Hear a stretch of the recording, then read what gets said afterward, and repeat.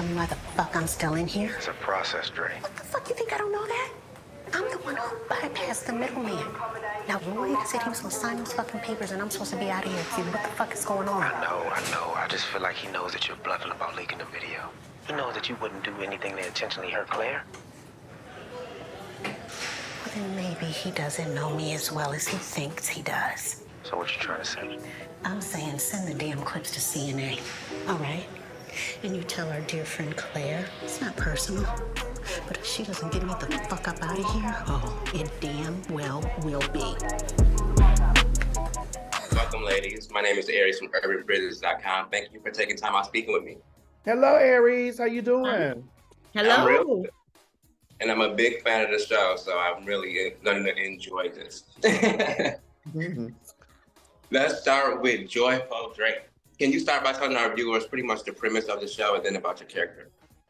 Oh, it's a wild ride. I am Dr. Draya Logan, and I am a marriage and sex therapist who also has high hopes of fame and success. So it starts when I decide to do a experiment where I bring women into my penthouse and I secretly record them. And I am gathering all this information for my book. And it gets juicy and out of hand. And I don't know if you've seen season 1 or if everyone's seen season 1, but it gets very scandalous. And we're all, I guess, tied together in a murder mystery that will unfold in season 2. And talk a bit about your character. Oh, Draya is, I love Draya. You know, the thing I love about her the most is she is so much fun to play.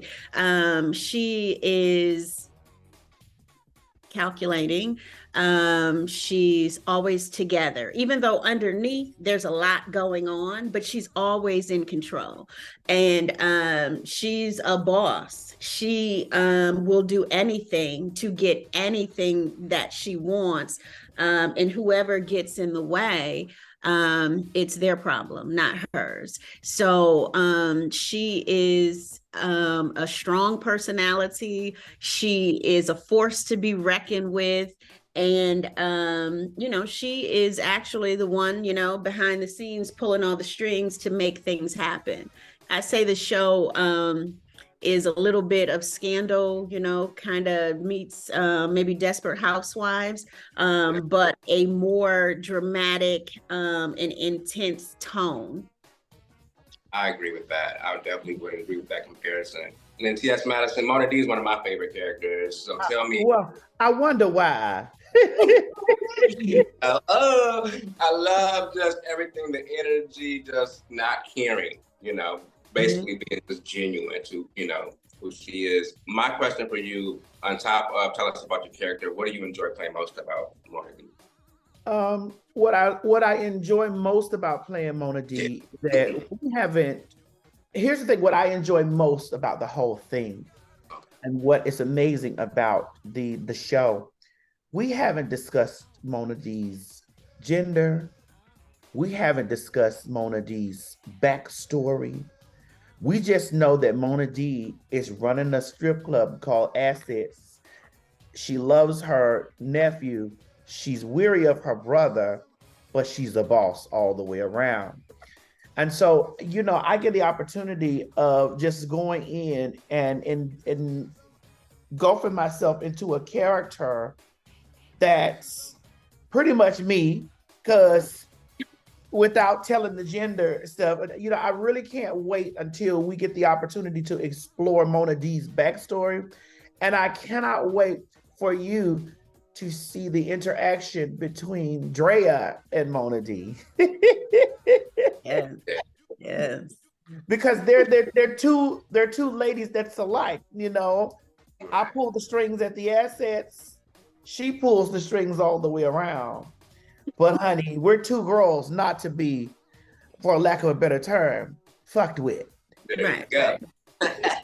And Mona D and I, we got to do our first scene together this season.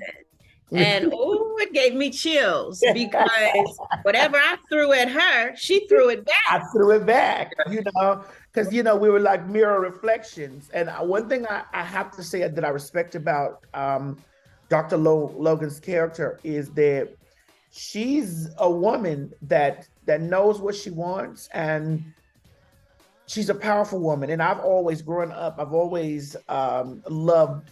That's why I'm who I am today. I've loved powerful women. I feel like my mother was a powerful woman, is a powerful woman, but I've loved looking at powerful Black women. Like we had Dominique Devereaux on Dynasty, honey. Our first Black queen that came through was like, oh, right. the champagne is burned. I was like, oh yes, And so Draya gives that. Like Draya, she gives that Dominique Devereaux, that's she's a menace, but she's not to be tampered with. I love it. And Mona D she's real gangster, and that's me. Since when did you start holding fucking staff meetings? Since I put the bounty up. Man, Link, that girl ain't even out. And they ain't dropping the charges, so what are you doing? Do you really think it's that fucking easy? Those cops don't give a fuck who killed my son. They just trying to say they had somebody hoping we shut the fuck up. But niggas talk. And them Southeast boys, they gonna try to finesse their way in, thinking a nigga down on his spirits. I gotta show them ain't shit changed. Man, fuck them Southeast niggas. They ain't never meant shit and they ain't never gonna be shit to us. So why do you care now? Cause I'm on a mission to clip the motherfucker who put a bullet in my son. Yeah, you guys are definitely creating some classic TV characters. And speaking of Dr. Logan, she's been going through it since the end of last season to right now. What motivates her? I think, she says it best when she's in the first episode. She got the mayor to come and have a talk with her for I don't want to spoil anything, but it came out, she was in jail. And Draya said, I can do anything. Mm-hmm. So I think what motivates her is the fact that she really believes she can do anything. No one ever told her that she couldn't. And if they did, she was, destined to prove them wrong. So I think what motivates Draya is power. That her relationship with Q is interesting because they have this interesting dynamic where you don't really know, are they together? Are they messing around? But she's able to manipulate him to do her bidding. And I think that's what feeds her. You know what I'm saying? Yeah, I like that, actually. And then this is for both of you, do you guys feel a special joy being part of a cast with all leading minority females? And anybody can take it or both. Yes, I do. Yeah. And I watch Joyful turn into Draya. I watch her do this. Like when I see her on screen, and then we have our own personal, behind the scenes stuff. I watch Candace, turn into her character. I watched Erica become her character. I watched Karen become her character. I watched these ladies turn into who, the script wrote them as. And like, I'm on the outside over here like, ooh, I wish, well, not saying I wish, but I said, I got to step my acting pussy up because these girls are like, especially that Joyful, because she turns into that Draya Logan in a second like that. Yeah. And it's so good to be in a cast of minority women, all the way around, and for us to be on all Black, because that means a lot for me being in a place all Black, especially when I'm the one that says dark brown, dark skin, light skin, beige, fluorescent beige, bitch, I'm Black. That means a lot for me to be on an all Black cast with all Black, with all minority women who are powerhouses. Yeah, I echo everything Tia said.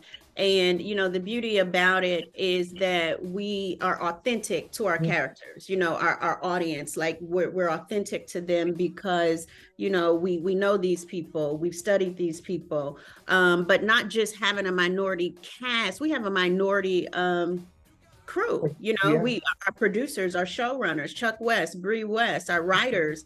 I was co-EP this season, but we have Octech Productions out of Washington, D.C., which employs hundreds of minorities.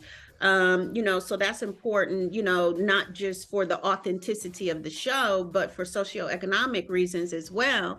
And, it's just a safe space where you can really bring your background to your characters and you can improv. Like Mona D is the improv queen, honey. I'm like, what she gonna say next? Like all those banging one-liners. Because she's in a space where she feels comfortable. And we had our premiere last week in Los Angeles, and Mona TS has done great things, like the Bros movie, and she was talking about how she felt a little confined and she couldn't really bring her true authenticity to the character. So for her to have this medium where she can be as big, as broad, as gangster as she wants to be, I think that's really special, and that's what the audience gravitates towards. Yes all that joyful, all that. I absolutely love those answers, so thank you. But now I have to address the elephant in the room, mainly because I'm nosy, but I have a good question to actually go with it. So Erica Mena is no longer part of the cast, and we know why. But my question is whoever wants to take it. What are your thoughts about talent being held responsible for their actions through their moral flaws when they're not on set? My grandmother always said, treat people the way you want to be treated. And I think the beauty of today, with social media and a new generation, coming up, is that they hold people accountable for what they say. We should never make racist comments or remarks about anyone, or derogatory comments about anyone. I will say that it didn't happen on our show. It happened on another show. And it's an incident where, she was held accountable. And I think, what we need to do is just focus on our show and the work that we've done, because this happened prior to us filming. And, all these actors, all these writers, producers put their heart and soul into this project. So I'd rather focus on that and celebrate what we've done, as opposed to, bringing that incident up that did not happen on our show. However, we all are accountable for what we say. I'm accountable for what I say. TS is accountable. Like my mom will call me out, if I, do something or say something that, she may not necessarily agree with. And I think as adults, it is necessary, and it happened, and we've all kind of moved forward from it. Because we weren't there. TS, you want to say something? Well, here's my take on it. I think that and I'm learning this as I go in my career, I think that when you are in a space where you have so many eyes on you, you have to be very mindful of everything that you say and do, because it can happen. I mean, it has a trickle down effect. This wasn't our experience on our show. We didn't have that experience on our show. Our show is on All Black, and, we just have to always remember that we occupy spaces outside of just the one area that we work in. So we just must always be mindful of a lot of the things that we say. And this didn't happen on our show. Our show, we gave a magnificent show. Right. And we all were respectful of each other's space, energies, performances. And, we run a tight ship that way. And I think the audience can see that in the work that we all do. And, it's an unfortunate situation, but our show is great from the work that everyone else put into it. Yeah, because we all sisters on that show. All of us. We sisters. Well, except me. Yeah, I don't like Dr. Draya. Well, I love Damn Joyful. Yeah. Oh yeah. I love. Yeah, we're all family. Like we're we are. I love TS too. I love my Joyful. We like y'all really don't know how we connected in the back room like the first season, because at first, like I don't expect everybody to know exactly who I am when I walk in the door, but I have such a high personality that when I walk in the door, you're gonna gravitate towards that, and we just gravitated towards each other. And she was just so happened to be in the back. This is season 1, playing cozy, and I was like, "Girl, that's me." She was like, "What?" And that's we would remember we was back there, and she was like, and we clicked and we laughed and we chopped it up, and and we just I told her how beautiful she was, because she is a very beautiful woman. She introduced me to her husband, who's very supportive of her, and like we had a really good bonding. And then we've been girlfriends ever since. And that was season 1. We've been girlfriends ever since. Listen, if I see T.S. Madison, honey, I know I'm gonna have me a good time. A good time, baby. And some laughs, right? Yeah. Some laughs, honey. So, yeah. I love that. You can see the chemistry definitely in this interview.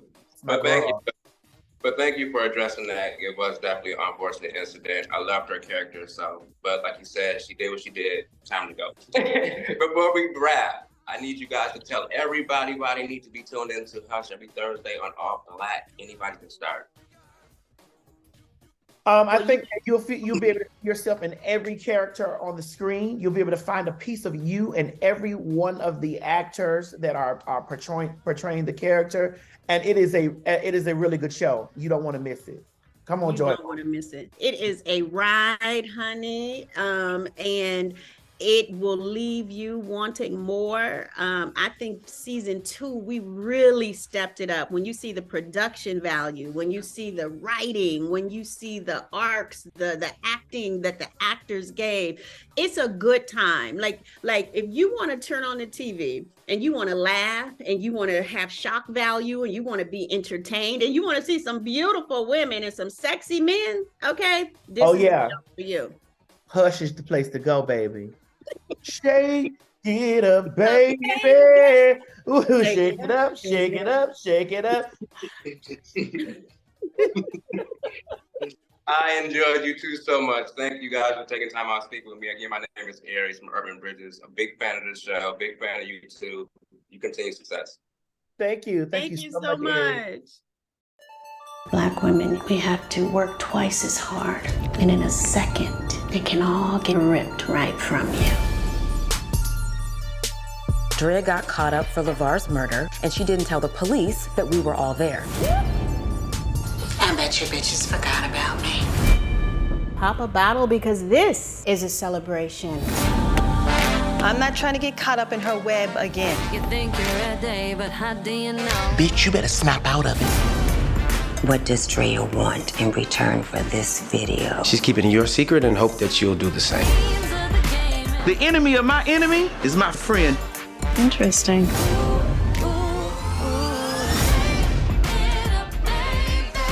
You are a queen, and it's time for you to shine, baby, shine.